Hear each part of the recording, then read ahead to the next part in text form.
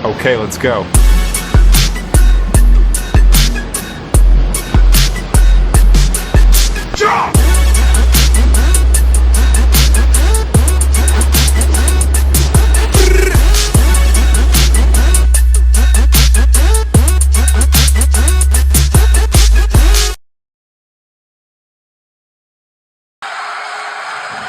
Gol pertama daripada Myanmar, serangan cepat seperti biasa. Kita lagi counter attack, sahabatan, gol udah sering terjadi ini mulai dari AFF kemarin.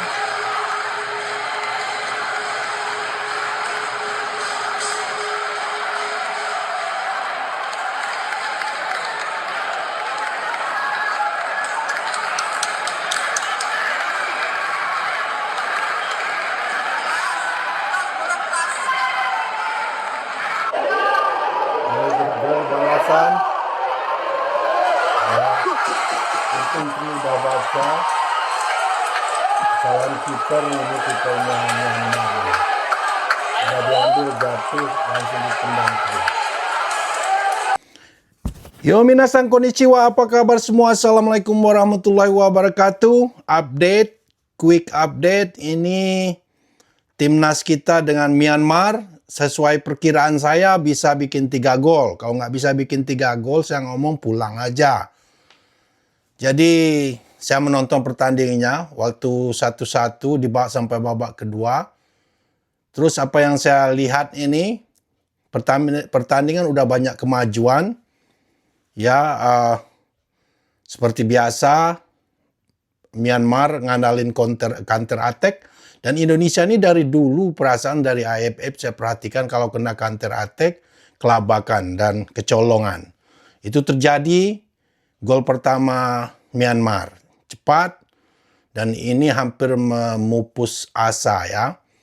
Untung si Tri kalau nggak salah itu hasil kesalahan kiper. Gol balasan Indonesia pertama itu kesalahan murni, kesalahan kiper Myanmar. Udah dipegang begini, bolanya jatuh, disambar oleh Tri cepat. Untung insting Tri bagus. Beberapa pemain kunci Indonesia yang digadang-gadangkan kayaknya nggak perform, saya perhatikan.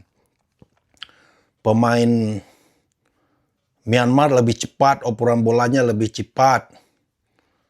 Walaupun kecil-kecil ya posturnya. Tapi untung akhirnya kita bisa balas jadi 3-1 di babak kedua, bikin 2 gol lagi. Saya nggak tahu persis apa kita lolos, mudah-mudahan lolos ini ke babak berikutnya. Tapi ini banyak sekali pergantian pemain. Lumayan bagus meskipun sedikit agak telat.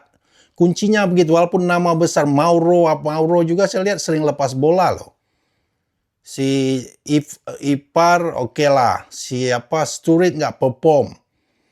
Jadi walaupun pemain bintang, ya kalau nggak perform tukar aja. Kadang yang di bangku cadangan itu malah menggebu-gebu semangat juangnya karena pengen appeal kan, pengen menunjukkan kualitasnya. Saya perhatikan tadi itu.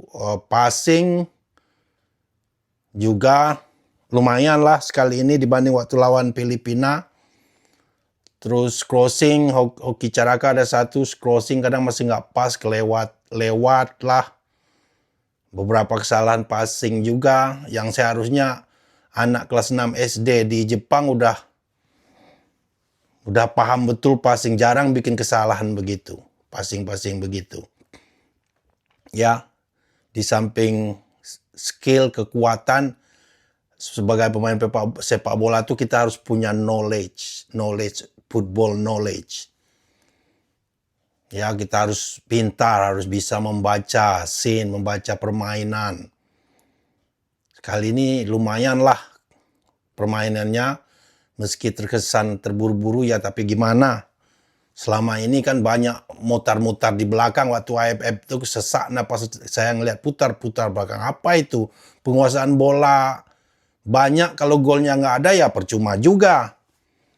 Karena kita butuh gol ini bagus, dan lama-lama nahan bola langsung ke depan udah. Karena Myanmar juga mainnya setelah dapat 1 gol udah bertahan aja dia.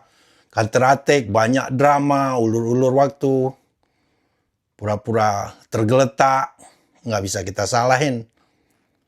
Untunglah bisa maksimalkan nambah 2 gol lagi. Saya berharap 4-1, 5-1 baru aman. Tapi 3-0 kalau nggak kebobolan pertama, itu udah oke sekali. Saya nggak tahu hitungan, mudah-mudahan lolos ini nanti.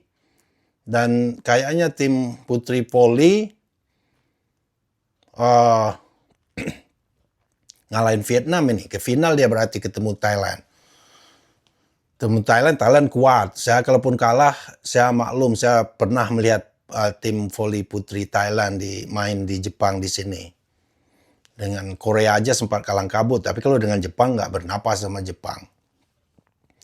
Ya, dan medali lainnya, medali udah banyak. Ini SEA Games kali ini nggak ada pemain-pemain yang kampung atau pemain tradisional. Bagus juga Thailand, walaupun sepi, tapi mereka memainkan game yang umum dipertandingkan di SEA Games, di ASEAN Games dengan Olimpiade.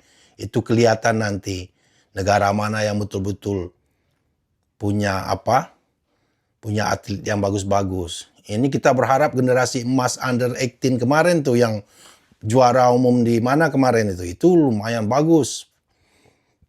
Ini harapan kita. Itu bukti negara kalau udah mulai maju. Ekonominya aman, lihat olahraganya. Pasti maju juga. Kalau negaranya compang-camping, olahraganya compang-camping juga. Itu. Ya, congratulations. Saya nggak tahu, mudah-mudahan lolos lah ini hitung-hitungannya. Kalaupun nggak lolos, banyak sekali evaluasi. Coach Indra Sapri ada pemain-pemain pemain-pemain abroad 4 orang itu saya nggak tahu stafnya bisa berbahasa Inggris apa enggak. Ini penting sekali komunikasi ya. Kalau Coach Indra Sapri nggak bisa bahasa Inggris, harus salah satu stafnya bisa berbahasa Inggris. Jadi nggak ada miskomunikasi. Ya, jadi dengan pemain keturunan ini, saya aja merasa kalau jadi coach, kadang mereka lack of respect. Itu normal aja, karena kita orang Asia. Saya ini coach, saya merasa. Tapi untuk membungkamnya itu kita harus tunjukkan kita memang mampu. Saya dengan anak-anak murid saya yang umur-umur 12 tahun aja, kadang mereka udah terkesan sombong, apalagi yang bule-bule ya. Kalau dia udah mulai ngeh-ngeh nggak dengar-dengar, saya langsung ajak race dia. Ya ajak race, ajak butterfly. Saya lumayan bagus butterfly, saya race, saya kalahin, dapat lagi respect. Jadi itu ya natural aja. Saya harap di tim kepelatihan Coach Indra ini ada yang bisa bahasa Inggris, jadi bisa translate instruksi-instruksinya. Main kedua ini lumayan lah, walaupun nggak terstruktur main, pokoknya lambung cepat ke depan, mau cepat bikin gol, tapi lumayan. Aliran bolanya cepat. Tapi kalau pressing, kecepatan lari, kalah dari pemain Myanmar. Kecil-kecil cepat mereka.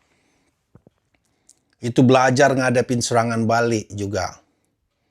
Ya itu aja. Voli kayaknya dengan Vietnam kita menang. Ini tadi saya sempat nonton bola aja, nggak ngelihat voli. Dan cabang renang, congratulations, saya bangga ini. Banyak emas dari sana. Nanti kita lihat hasil terakhir. Begitu aja update malam ini.